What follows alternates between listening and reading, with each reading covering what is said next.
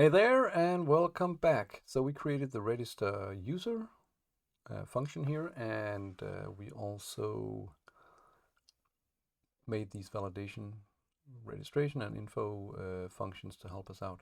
So let's see if we can test this out in the API to see how it works. So what we need to do now is we should go to routes.ts because we need to create a new route, and we can call this auth. And then, just like with the CRUD routes, we need to connect the router with the controller and specify what is the HTTP method and what should then the route be called. So we can call this user register maybe. And then we know this is register user. Maybe, yeah, VS Code can import this automatically, so it will import the function here from our auth controller. And we can see it says post and register, and seems good. So that is all set here. What we need to do now is that we can go to let's see here. We can go to Postman, the extension, and then we can we have all these nice requests, as they're called in Postman, CRUD requests. And what we can do, we can create a folder.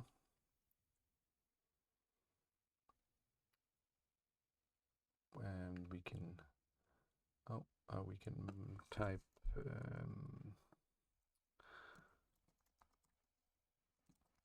product CRUD or whatever name you want, and then we can take all these.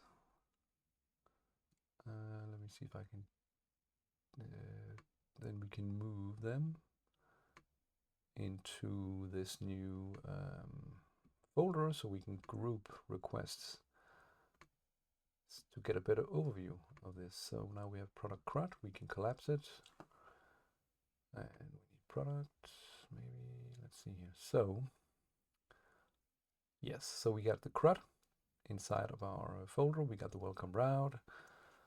That doesn't really belong to anything. It's just a health check or what we could say. And then we can make a new folder called auth or user or whatever you want to call it. Let's see here if we can. So if we add a request and we type in, yeah, and maybe I should quickly mention here that, let me see if I can show it to you. We have this special environment setting here where it says curly bracket URL, and then just the route.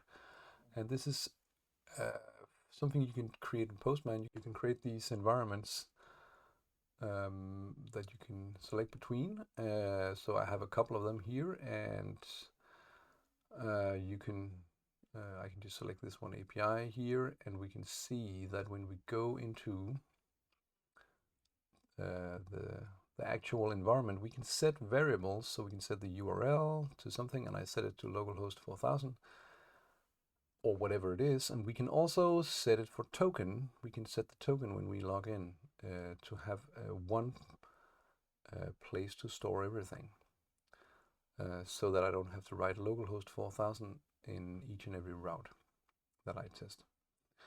And then I can switch easily between localhost and maybe if I have a remote deployment provider where I also want to test it from. So when I do a new request, we can type in this URL, it says here. And now we need to specify user register. And this is all good. Now we got the route set up here. Maybe we should call this register new user. So we have it here. Let me just collapse the CRUD here. And we need to set up a body for JSON. So recall that the Auth controller expects to have the name, email, and password when we sign up. So this is what it will look for. So if we create a JSON object here, name, and I think I need to put this also on here. Mr. Burns, whatever we could think of, email, and let's see here.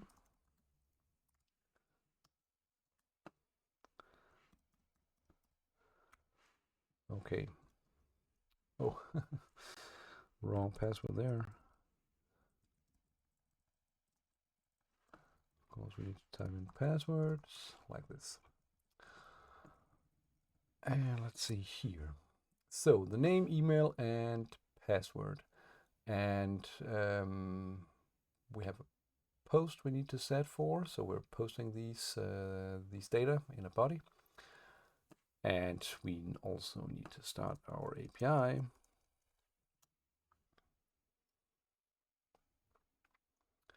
So what we could try to do first is, in order to test this validation here, we can try to make a faulty email, so an email that does not have the @ symbol, which would render this email invalid.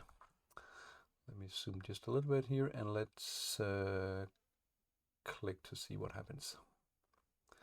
So now we get 400 bad requests. Email must be valid. And this is from our joy message, actually. So this is the details and message that we get there, 400 error code. And if we, so that is okay. If we, and more specifically, just for information, it's the part where we specified the email here.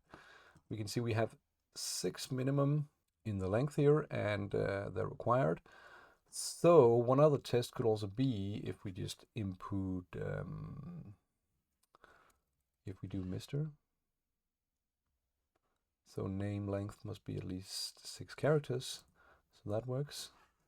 Probably if we do a valid email like this is not valid because it's less than 6 characters. So yeah, still it must be valid.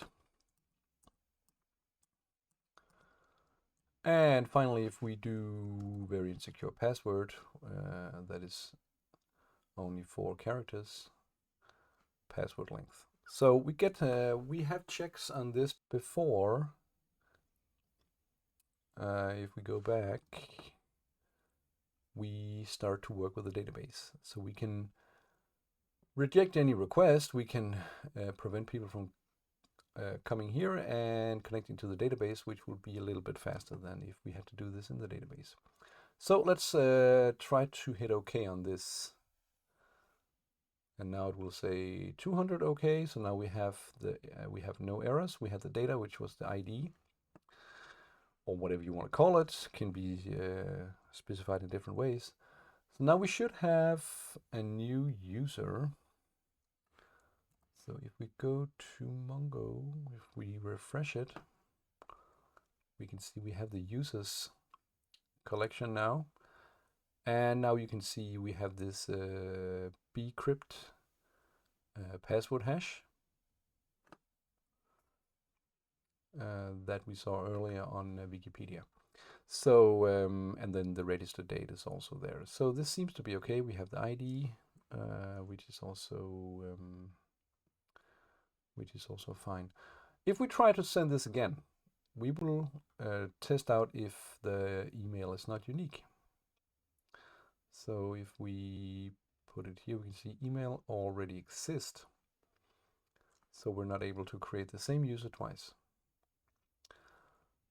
All right, so this is enough for this video about how we tested out the register route in the Auth controller, and in the next video we will do the login that will build upon this, so we can log in a user and get a JVT token. So hope you make this work and have fun. Bye bye.